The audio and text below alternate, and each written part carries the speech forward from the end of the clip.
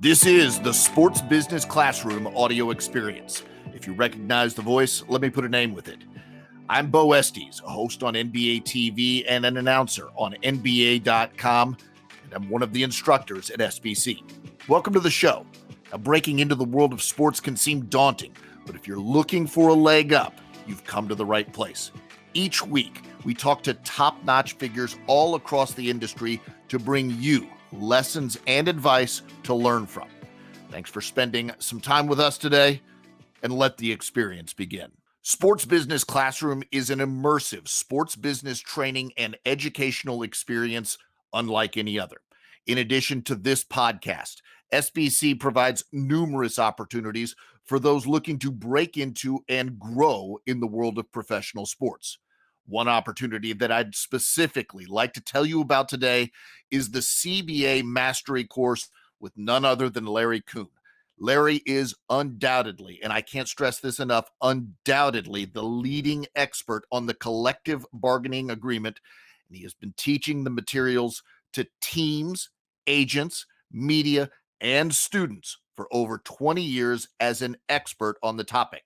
Now, for the first time ever, he has an online course containing all of his material available for purchase to the general public. So, if you're looking to work in an NBA front office one day, this information is imperative to know. And by completing this course, you can not only learn the material, but you can become an expert in it as well. Larry Kuhn's Cba Mastery Course is presented by SBC and is a surefire way to put yourself in a position to land a killer job in the business of basketball.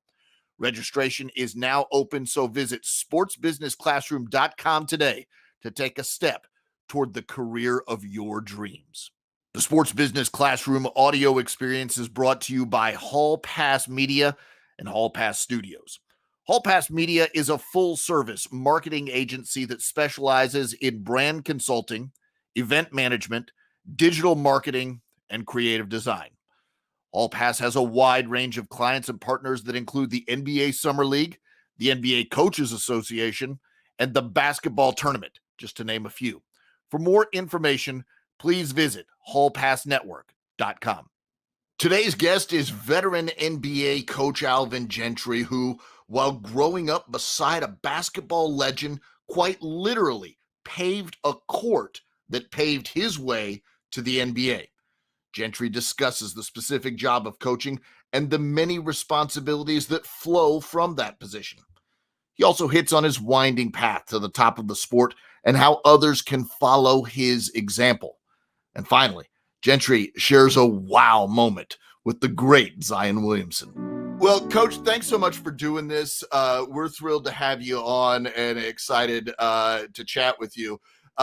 It's funny because I'm, as we were talked, I'm a little bit older. I'm not 20. And so when I see your life story, there's a name that jumps out that means a lot to me, being from North Carolina, a name, David Thompson, that I know is your cousin that you grew up with. And if you're old enough, the name David Thompson really, really means something. So tell me what that was like growing up close with your cousin and then watching what happened with him happen. Well, he's the reason that I fell in love with basketball, really. We were just obsessed with the game. I tell everybody when we were kids, what we did is that we dug out our own court. You know, it was a dirt court. And then we got very innovative, and we took water and we poured it all on the court, and then we packed it in, and we made it a good solid surface to dribble on. Wasn't really level or anything, so you had to have good ball handling skills, but that's how we did. And then we just played all the time. He just became this phenomenal athlete and this phenomenal basketball player. And as you said, I don't know if some of the younger guys can appreciate him, but you know, the 50 crowd and over, just remember him as I think the greatest player in ACC history, other than a guy named Michael Jordan. You know. Well, it's funny you mentioned Michael Jordan. I was at Michael Jordan's Hall of Fame induction up in Massachusetts, and the guy he chose to bring him in was David Thompson. Were you there? Do you remember that moment if you weren't there? I didn't get to go to that one, but I know that it was a tremendous honor for DT. He, for Michael Jordan, a Carolina guy, to pick an NC State guy, Sure. to be there when he went into the hall. It was a great honor. I know David really appreciated it, and it was something that when you were a kid growing up here, you knew David Thompson. The things that they did, and the fact that they beat UCLA. Who everybody thought was, completely unbeatable. And I think that team had won 88 out of 90 games or something. So to win that particular game, everyone felt like that was the national championship game. Everybody forget that they had to go and play Marquette the next, Sure. on that Saturday night, for a championship game. Was there a moment growing up? I mean, look, you go and play college basketball, so obviously you can play as well. But is there a moment growing up where you're watching him play that you go, wait a second, this is different? This is not like a normal good player that I see every day. Do you really want to hear this story? Oh, I'm dying to. I'm dying to hear it. Okay. When he was a senior, I was a sophomore. And, he went to the rival school, obviously. And the word that was floating around is that the sophomore kid had it figured out, and they were going to play a boxing one, and he would be the guy because he knew all David Thompson's moves and everything, and he'd be able to guard him, and it would be, a great win for Shelby over Crest, which was his high school. It didn't go well. It really didn't go well. That's sometimes the way it goes, right? Let's just say 42 points later, I was still trying to guard him. And remember now, we played high school games. And his moves too. Yeah, exactly. So didn't really go well when you consider that we were playing 8-minute quarters and we only played 4 of them. So, yeah, it didn't go well, but I thought, great game plan, just not executed very well by me. Okay. When I was a freshman, I made the varsity basketball team when I was a sophomore in high school, and we went up to camp in Tennessee, and the coach says, "Bo, you're going to be guarding this freshman. His name's Anthony Hardaway." And I was like, I looked over, and I'm 6'2", and he's 6'8". And I'm like, oh, boy. And they told me he's a freshman and he's the best player at the camp. And I'm just thinking, and I remember I did like an old Dominique Wilkins, like pump fake, trying to do an up and under. And there's a moment frozen in my life forever where I do the pump fake and I see his socks in my eyes. And I was like, this is just not going to go well. Yeah. But there are moments like that you have as a basketball player. Now you made it. Like I said, you made it. You played basketball in college. Did you put any pressure on yourself since your cousin was such a superstar? Did you already know, hey, I'm going to make it as well? I'm a pretty good player. How did that go for you? I think my whole goal was to try to get a college scholarship. I wanted to go to college, and I know that was going to be one of the few ways that I was going to be able to do it. And so I worked to do that. I could not compete with him, on any kind of level as far as the kind of basketball player or the quality of basketball player I was. But he was great at it. He loved to play. He'd help me with my game. There was a lot of things that we did, but we would go to his high school on a Saturday, and we started, at 10 o'clock in the morning. We stayed at 5 in the afternoon just playing pickup games. So I do think there's a lesson in that playing all day and falling in love with the game and the results that come out of that kind of passion. What kind of a player were you? Just if you're going to give me a scouting report now, what kind of a player were you? Well, you know what? I thought I was a pretty good player. Wasn't a very good shooter. I was a very good defender. At the time, I was really kind of a big guy, for a point guard. And okay. And my high school had a lot of success. My senior year, we lost the first game we played. We won 28 in a row. And then we lost to David's school in the state finals. And, obviously he was already at NC State. NC State, yeah. But we beat him 4 times. We beat him twice we beat him in the Christmas tournament. We beat him twice in the regular season. We beat him in the conference tournament. And because we won the conference and the conference tournament, they got to go, but they had to go in the other bracket. They played their way Oh. all the way back through, and we met in the state finals and lost. Oh, well, it's probably hard to beat a team 5 times in a row like that. It really is. And all the games, 2 of the games were overtime games. But, Oh. I've been living with that now for, 47 years, if you want to know the yeah. I still live with an intramural loss in college, so I understand. I understand it very well. At what point did you realize, hey, coaching's something I'm interested in, teaching the game? Well, I tell you what, I played for Press Maravich, Pistol Pete's dad, the first 2 years I was at Appalachian State. And then Bobby Crimmins came in. And I think that's where I thought, man, I could really, because the passion that he had for it, Bobby was a Division I head coach at 27. Wow. And so the age difference between he and I wasn't very, it was 4 years or 5 years, I think. So the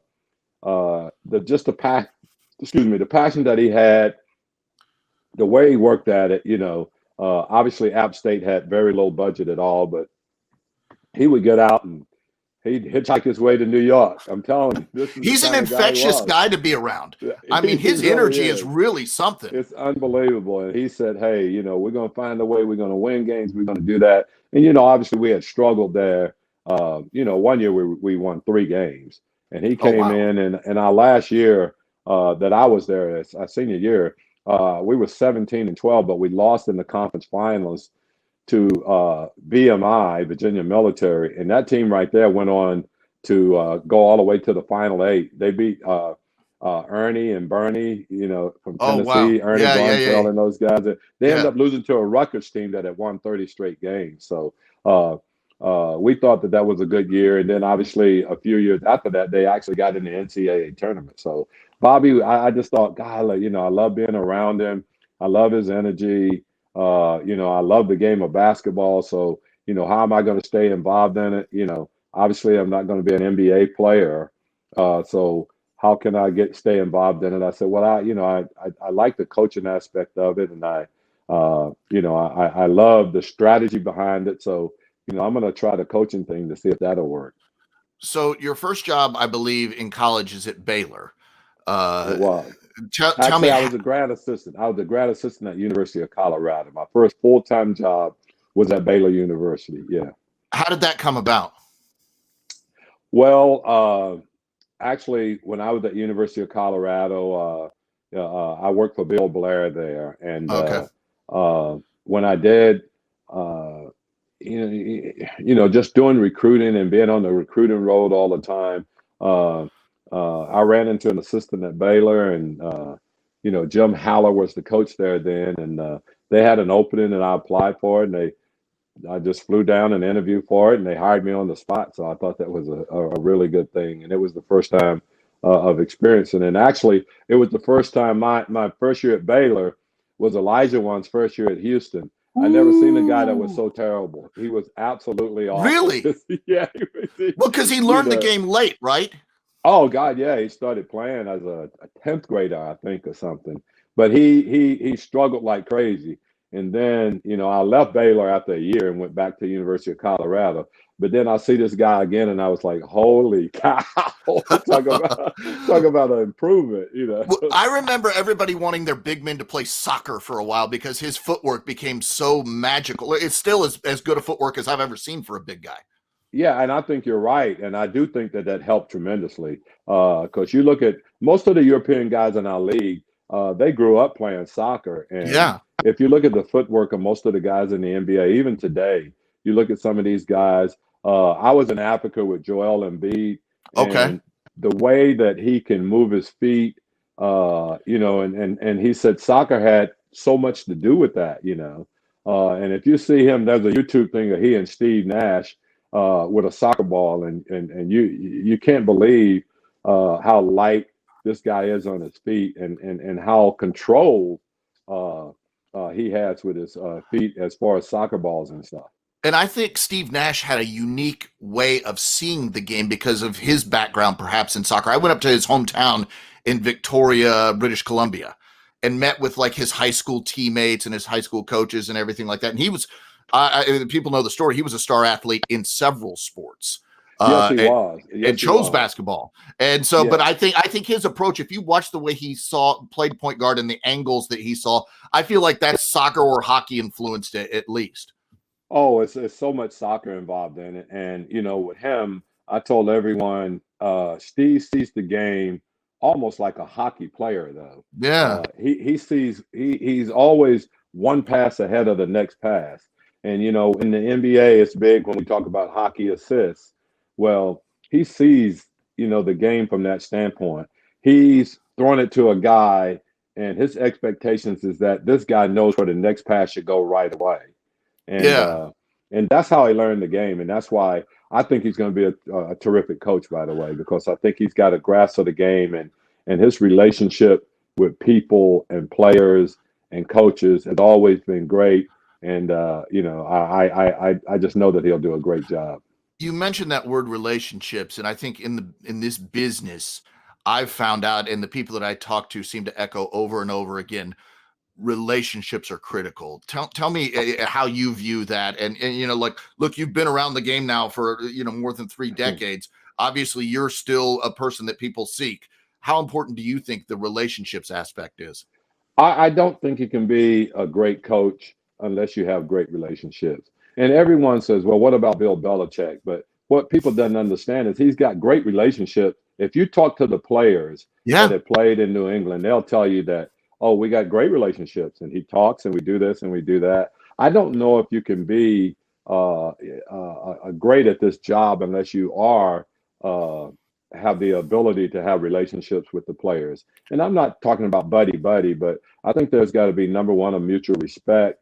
And then number two, I think every player has to understand and feel that you have more and want to know more about him, not just his basketball ability, but his personal life. How are you doing? How's your family? What's going on with you? Those are the things that I learned from a lot of people. I had the ability to work with a lot of great people, Greg Popovich, Larry Brown, Doug Collins, Mike D'Antoni. And it's very important that the players feel, like I said, a mutual respect, but they also feel like you care about them for more than just what they can do on the basketball court. I remember hearing stories about Dean Smith writing every player on his team, not the star players, but every player birthday card. He knew the family members, he knew the children, and he would always keep in touch with people that way. And I think that's tremendously important. It's probably just meaningful to everybody involved to be genuinely interested that way. Now you mentioned Larry Brown. You keep bumping into these really important, successful people in the history of basketball. Tell me about that Kansas experience. And I remember as a kid watching that team go on a national championship run, and every game thinking, no way. And then they did it Yeah, again. I And mean, no way. And you, then they did it you, again. Bo, the strange thing about that team that won the national championship is the team in 1986. I thought we were by far the best team in the country. We ended Yeah. up the year. I think we ended up the year 34-3, something like that. But that team was really, really good, and we lost to Duke in the Yep. semifinals in Dallas. The team in '88, we kind of limped into the playoffs. I don't think people realize that we limped into the NCAA tournament. We went into the AA tournament, and our record was 18-13, I remember there were something like like that. football players, like I think it was Clint Yeah, Normal. yeah. And I'm just like, there's football players Clint, out here and they're Clint, still winning games. Clint, Clint, Clint Nomore came up with a huge. We also had Melvin Maddox. We had two Yep. football players on our team, and one actually played and Clint Nomore played in the final and in the final game and had a huge basketball, had a huge hoop in the game right there. So, but it was one of those things, and I tell everyone that is that you just get on a roll and you get the feeling good about yourself and everything start coming together. Kimball Walker and I talked about that. Oh, okay. When they went into the, number one, they went to the Big East tournament, and remember they played 5 overtimes or something. It was one of Oh, those games where they played 5 overtimes against Syracuse or St. John's. I can't remember which one, but then they got on a roll and they basically did the same thing. So it's really tough. uh, it's so much different than the NBA because you can lose a game by 20, but usually the best teams are going to end up winning the championship in the NBA. That's the not thing. It's a true best of with 7, Kansas. right? Yeah. The best of 7 thing changes it. Exactly. And so the best of 7 really changes it, because you can be good once, you can be good twice, you can even be good 3 times. The chances of beating the better team 4 out of 7 times are not very good, you know. Well, I'm sure that makes you feel better when you think that you beat that Shelby team 4 out of 5 times. yeah, but they remind, and what do they always remind me of? Though? Who won the But championship? we won the big one. Yeah, Won the exactly. Big one, you know? Oh God, that's I've talked to Larry Brown a few times, and I'm always fascinated in talking to him. I can't imagine working with him. What lessons did you learn from Larry Brown? Well, number one, the guy has a photographic memory. And so in practice, he'll let 5 things go. But then on the 6th one, he can stop and correct every single thing that have happened Oh, wow. in the past. He's got a tremendous mind. He also gets the best out of his players. You know, he really does. He's very hard on them. But I think at the end of the day, every guy that leaves there feel like he left there a better basketball player and a better person than he was when he got there. And that's Larry's strength, I think. And then in-game adjustments, I don't think there's anybody better, you know. Wow. I think he's the best coach he's the best coach that I've ever been around on any level as far as in-game adjustments. It's funny because I remember when I was young in my career watching Larry Brown and Allen Iverson, and it seemed like there was some tension there. And if you hear from Allen Iverson now, he passionately loves that guy, as far as like, this guy meant so much to me and did so much for me. And that's interesting how that changes over time, I guess. Well, and I think as a young player, and you know, Iverson as a young player, you know, he was difficult and stuff. And I think what happens is that as you do get older, you appreciate and you understand. You know, I think the one thing you have those aha moments where you go, aha, now I know what he was talking about. Now I know what he was saying. Now I know what he was trying to teach me. And that's true in so many instances, not just Iverson, but you can go back and, you know, there's been a ton of guys that appreciate what happened to them, you know, as they get a little older down the road and a little more mature. I'm one of them. My high school basketball coach, he coaches right down the road from me. And if I see him today, I'm 16 years old in the gym, and at this point, willing to run through a wall for him. Exactly. And I can't run through walls at all. So but that's the way it goes. You know, that's a relationship that stays that way. And it's funny because I think about the word coach. I almost use it. I'm sure I've been calling you coach the whole time. It's almost like doctor to me. It's somebody who's earned that title, and it's a meaningful title. I guess there's a lot of people that just address you as coach, right? They do, and there's a lot of people that I do the same to, you know. And some of them are my age, some of them are younger than I am, you know. Sure. But I think it's an honor, you know. I just spoke to the team at Gardner-Webb University in my hometown here, and the guy that is there, Coach Kraft, he's a young guy, but just an extremely bright guy and a hard worker. And I referred to him as coach. He wanted me to call him by his name, but I said, you know, I just, you know, I think you've earned the fact that you should be called coach. So that's it. It's an earned title to me. It's an earned title. I concur 100%. Yeah, I do. So from Kansas, you go to the NBA with Coach Brown, I believe, to San Antonio, and you never look back. What was the jump to the league like for you? And did you ever have a moment where you're like, I'm in the NBA now. I'm here in the NBA. Did that happen for you? You know, it's funny, Bo, because my whole deal with going to San Antonio is I was like, I don't want any part of the NBA. I really don't. Wow. I said, what I want to do is that if I go to the NBA and I stay there a couple of years, it's going to look good on my resume. Maybe it'll help me get a job, you know. And so that turned out to be true, by the way. but what happened, I think, is that as you get in the NBA and you realize that it is all basketball, you don't have to worry about if little Johnny is going to study table or did he make English class. or oh my God, we can't practice because it's October 13th and not October 15th. So all of those things kind of go out the window, and you really do get to spend time with players that love the game, that really want to max out their potential. So as I stayed in the league year after year after year, I fell in love with it because it was pure basketball, if you ask me. Break down. I'm interested in the job of coaching here. Break down into component parts that job, because to me, from the outside as a broadcaster, it looks like you're doing about 10 jobs in one. Yeah. So Uh, what are the jobs that you see as the overall job in coaching?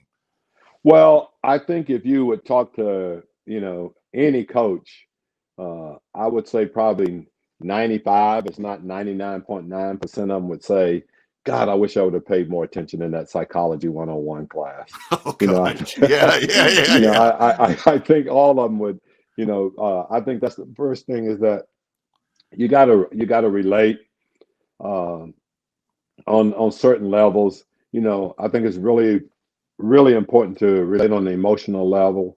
And then I think from there, from the technical standpoints of the game, you got to break down a player's game, and then you got to see, okay, this is what he does well.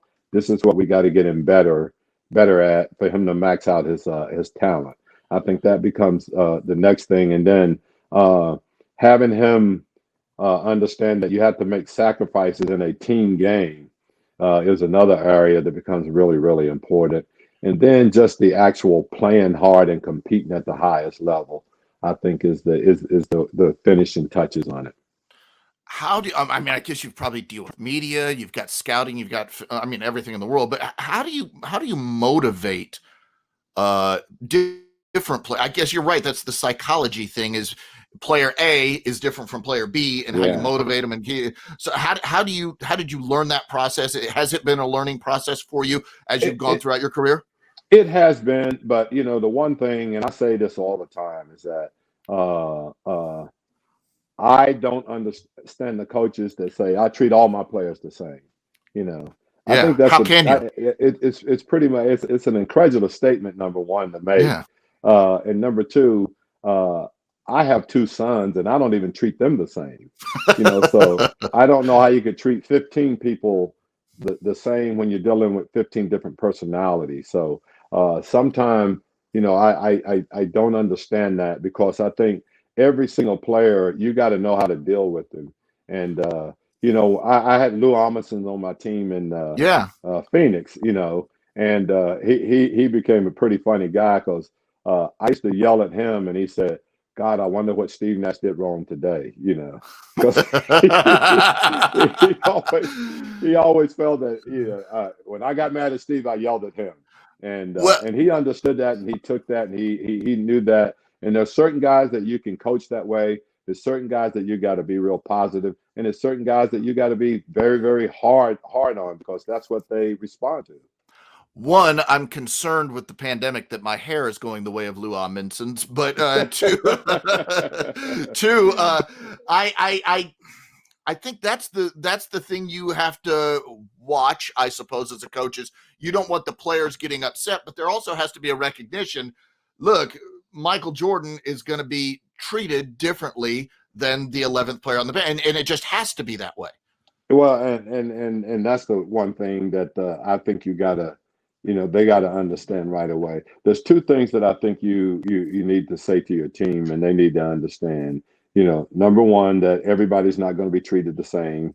That's not going to be it. And the second one, which I think is even more important, when you're on the court, a good shot for you for you maybe a bad shot for somebody else, but a bad shot for somebody else a good shot for somebody else may not definitely be a good shot for you. That's a That hard. there's different stages of the things that you're going to let certain players do. And I think, and the last and most important thing I think, Bo, is that the very first thing we do, or I do as a coach when we get together as a team, and we know exactly where we're direction we're going. I make sure that everybody knows their role, because that's the biggest Okay. cop out in the world, is that I don't know my role. So I think you got to be upfront and honest with everyone about what their role is. And I think you got to do it in front of the whole team, because it never translates when you're one on one. I think everybody need to hear on that team what everybody's roles and expectations are. I've been involved with the NBA long enough to know sort of the rhythms of the season, and there's almost like a dog days of late February, early March, where the season and it's just dragging on and on. So, how do you keep yourself motivated? What do you do? Are there things you do to keep yourself motivated? Well, I think as a coaching staff, I like guys that challenge me Oh, as a okay. coach. I don't like yes men. I don't want guys that going to agree with everything I say. So I like guys that say, I think we're kind of lagging behind in this particular area right here, and I think these are the things that we need to work on. And so, excuse me, we always have coaches meetings in the morning, and it's really kind of funny how we do it. We actually put a clock down and say, okay, for the first 7 minutes, you can complain and bitch about anything you want to. Okay. And then when that's over, we said, okay, now we got to talk about our team in a positive way and how do we get better. And I think, that's the way, to me, as a coaching staff, that's the way you can challenge each other and get better, from the standpoint of saying, I see these particular things, and another coach may say, I see these particular things, but you come together and you meet and you decide, the areas that you got to improve on, and then those are the things that you work on, I think. Abraham Lincoln talked about having a team of rivals, people that were Yeah. all independent and were confident in their opinion and would bring to him their honest opinion. He didn't want it to be varnished. He wanted them to be confident, to feel comfortable saying that they could do that. And I guess that's more useful to you as a coach, right? To have Oh, somebody who has that. it is very much useful to you, and I think you have to empower your assistants to be able to do that. When I was at Golden State and we won the championship in 2015, the guy that made the biggest suggestion to us was, at the time, he was kind of our assistant. He was our video guy, but he's also kind of an assistant to Steve. And we're sitting there going back and forth, and he said to us, well, why don't we start Andre Iguodala? He's one of our five best players. Why is he not starting and playing?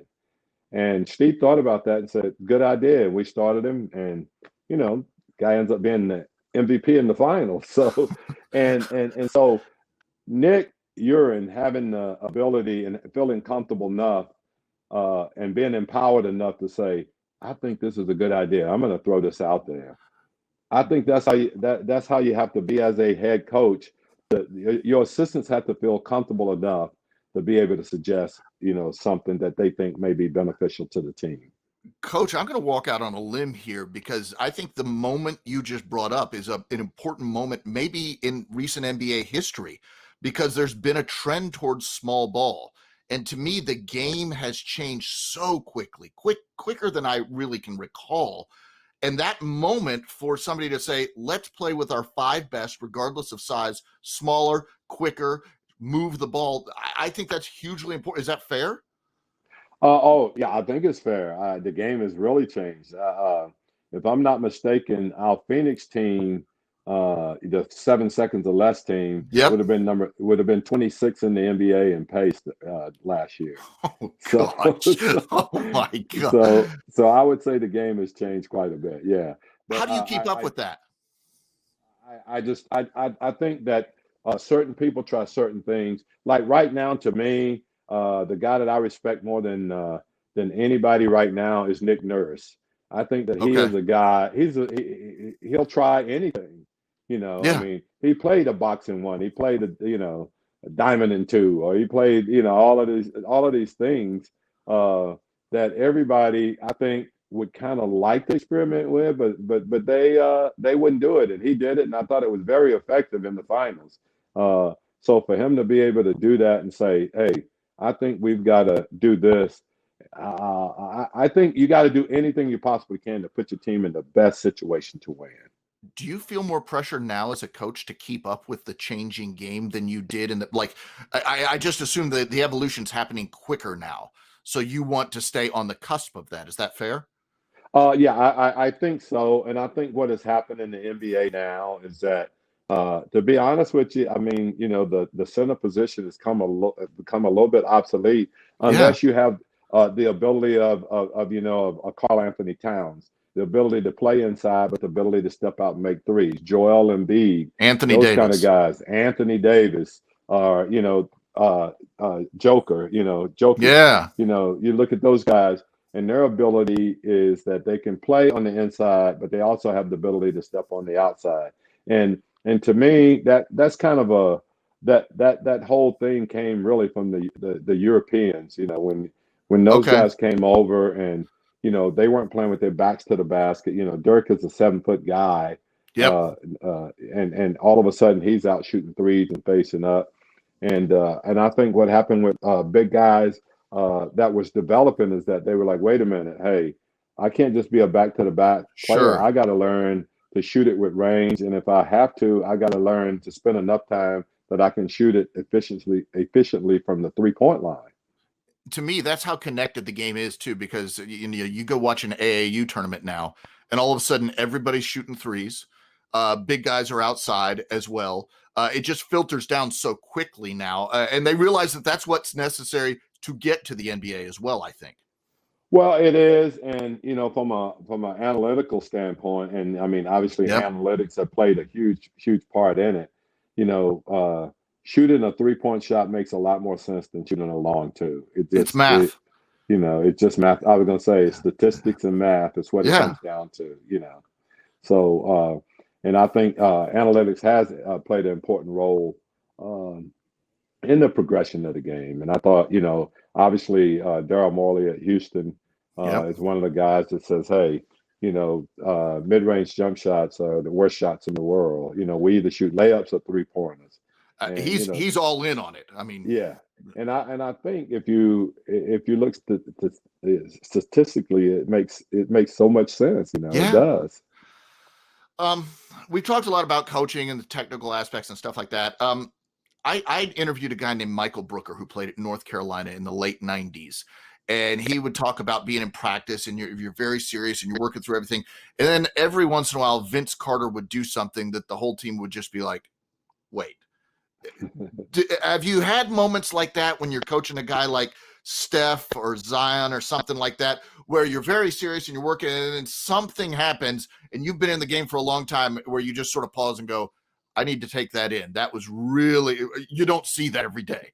No, I have done that. I mean, obviously lately it's been Zion, and Yeah. I just remember a play in the Utah game where he shot this floater, from the broken circle, and then he went for the rebound, grabbed it, and dunked it back in. And Gobert was actually looking behind. I mean, he was looking behind him like, where did he come from? And it was one of those plays where everybody on the bench just kind of, wow. You look over at your Same, assistants like, yeah, what? yeah. Same thing with Steph. I got lucky enough to play my first when I went to New Orleans. My two out of my first 3 games was against Golden State. Oh, We gosh. we we were their home opener, and they were our home opener. We Welcome played to the new Portland in job, between. coach. Yeah, I would say, boy, I don't know what I did to anybody in the NBA office, but I do apologize. Okay, Exactly. but with Steph and then later on in the middle of the year, he made 13 threes against us, and actually we played good defense on him. And I Oh, remember a kid from Florida State named Tony Douglas oh, yeah. team, and all of a sudden, he Steph's making all of these shots, and I have to say to Tony, "Hey, listen, don't worry about it. Either just keep playing. This is what he does. Yeah. He'll do it to the next guy and the next guy too. So it can be a little bit discouraging to the guy that's guarding him. Tell me about the importance of confidence for you. I imagine over the course of your career, that confidence in your ability grows as a coach. How how much has that grown throughout the course of your career? Your confidence in your own ability and your own judgments and your own intuitions. Oh God, I mean tremendously. I just remember the first game I ever coached, was when I was an interim coach in Miami with the Miami Heat, and Yeah. we were going out and playing, and I mean, I was like, oh, I mean, I hadn't been a head coach on any level, Oh, okay. so Yeah. so so to go out there, and I think we played it against it might have been Houston or somebody with Charles and those guys, and I just thought, oh my God, it was so easy when I was doing all the suggesting. Yeah. Now I got Yeah. to make the Yeah. decision, and I don't have 2 minutes to think about it. I got 10 seconds or 5 seconds to think about it.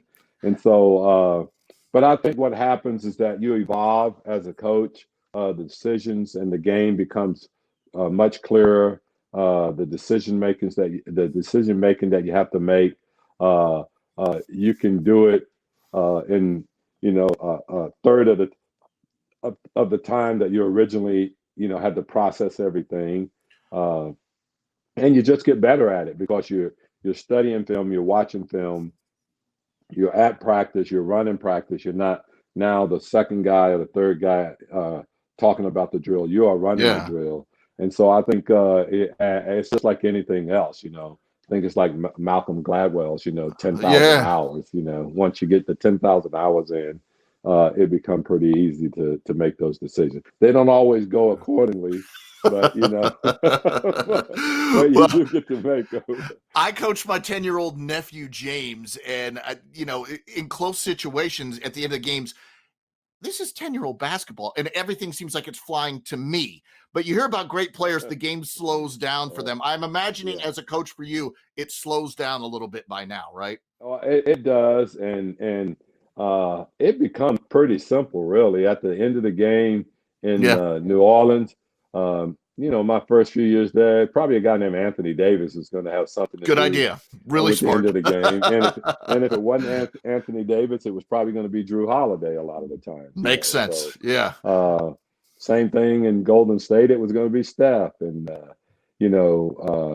it's just what you do. I think you gotta put the ball in the hands of your best player, and it doesn't matter what kind of game he's having. The ability to go get you a basket when you really need it. I remember watching a Laker game, and I could have sworn. I mean, Kobe was maybe like 3 for 22 or something like that, like a horrendous shooting night. Yeah. Yeah. But the last play of the game came and they were down two, and he made a 3-pointer to win the Of game course. because Of that's what course. great players do. I think. Absolutely. And a coach Yeah. knows that. A good coach knows Yes. that, I guess. Yes. You're in a tough business. How much does I mean chance just impacts your future? A player gets injured, that hurts your record, that hurts things. I talked to you about, like, I'm still in the same job at 25 years now, Yeah. and you keep moving around the NBA. But how much have you just sort of let go of all the chance involved, and you just do your job? Well, I think what happens is that the first time you're fired, I think it just has an unbelievable impact on you. You feel like a complete failure, and then I think what happens is that, and I talked to Chuck Daly about this really, Oh, okay. uh, and he said, "Hey, look, if you're going to stay in this business, you got to understand that nothing is personal. Yep. You can't take anything personal." And he said, you have to believe in your abilities. And if you believe in your abilities, there's somebody else that'll come along and believe in it too. But if you don't, then no one else is either. And I really did that. And then as far as the firing, it's going to happen. Look at the greatest players that have ever been in this, greatest coaches that have ever been in this league. Sure. And it's somewhere along the line, they've either been asked to leave or decided to leave or so the change is very rapid and frequently in this league right here. And what you have to do is that, like even to this day, I mean, I just recently got obviously released from Sure. New Orleans, but I still think I'm a hell of a basketball coach, and I think that given another opportunity, I'll do a great job. And I think that's the way you have to approach it. I remember, I think it was Roy Williams said something after he won the national championship for the first time, and the monkey on your back or whatever. You haven't won the national championship. You haven't won the national championship. He said something like, "I don't think I'm a better coach now than I was 3 hours ago." I'm the same coach. It's just Exactly. we won the title, but that's just the way it goes. So you just have that is. confidence in the philosophy, and you just do the things you know that work, and That's how right. the results go where they Yeah. may. I think the one thing that's really important is that if you're going to do it, you have to do it your way, because if you're trying to Okay. please all these other people, then you're going to please no one. And so I just think you got to have enough confidence to say that I can put this team in a position to be successful. And then if they're not, and you're fired, or the dreaded mutually agreeing to part ways, Exactly. It uh, was part your then decision too. yeah, really. But you just got to have confidence in your ability, and I think guys in this league do. Um, there's a lot of young people in our program, Sports Business Classroom, that want to get involved in the league, and some may want to be a coach one day, like yourself. Are there some consistent things you see young people doing that you say that marks them for success? I see this person; they have these habits, and this marks them for success. Yeah, I can see it more in the players in the league. Like I truly believe that Sean Rondo should be an NBA coach. I think he's one of the smartest players. I think his relationship with younger players are unbelievable. When he was when we had him in New Orleans, he would Yep. literally get out. He would literally get our young players and sit down and watch film with them, take them to dinner. He would do all of these Wow. things. And he did attend, I think, a coaching camp that the NBA has, and most of the guys there agreed with what I said, that he's going to be a heck of a coach one day in the league. And there's other guys that you can just tell their demeanor and everything, and their feel for the game and things like that. I think you can see those guys. You would feel like, hey, they can take an NBA team and be very successful. Everybody knew that about Doc Rivers. Yeah, sure. I mean, it was not a surprise when Doc became a great NBA coach. Not to me, I don't think. Tell me about your bubble experience. Were you scared at all, concerned going down there? And I talked to Jared Greenberg. He's a coworker at TNT. Right. I know. And he said at some point for him, it flipped to being a little concerned to, wait, we're in the safest place in America all of a sudden. How was that experience for you? Well, the same thing. And then obviously I'm 65. The older age thing was a factor. I had to go through these extra tests and everything Yeah. to even get permission to go there. But once there, and you can see, and the NBA didn't do a good job. They did an absolutely great job of making it a safe environment there. And you think about it is that I think when this thing is all over, they're going to give out over 150,000 tests. I think somewhere in that neighborhood right there. Wow. And when you think about, I was down there for 34 days, and everyone got tested every single day. There was never a positive test. That's And amazing. so that in itself, the success of that in itself is just extraordinary. But then I think the NBA went way beyond the Call of Duty of trying to make it a environment where the guys had things to do. Yep. The guys still think they're great fishermen. They don't know that the NBA stocked the lakes. They put the bass in there for them. Okay, they did everything but put it on the hook. Okay, Exactly. There's probably a scuba diver down there attaching the fish. Yeah, exactly. But and so they did things like that, and they tried to have activities. The facilities, the hotels were great. I thought the food was really, really good. I Did you mean, get out on the obviously it's golf not. course? Played golf a lot, and the more I played, the more I stunk at it. So it's one of those games where playing more does not make you better. Okay. Oh, I understand that very well. I understand that quite well. A couple more questions, and then we'll let you go. How do you get better every day and sort of continue to progress and continue in your career? What are some of the things that you do to try to improve? Well, the big thing is that you got to have energy. If Yeah. you don't have energy, you can't be. It's hard to be a good coach without energy, because most of the players in this league is going to feed off the coach.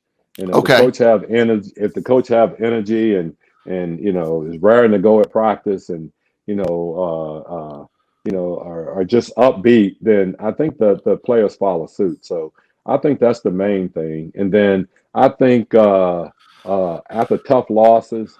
I'm on my guys harder after wins than I am losses. Really? Because Why is that? I think it's a great when you win a game, it's a great opportunity to have good teaching points. Okay. Of things that you do when you lose, and especially when it's a really tough game.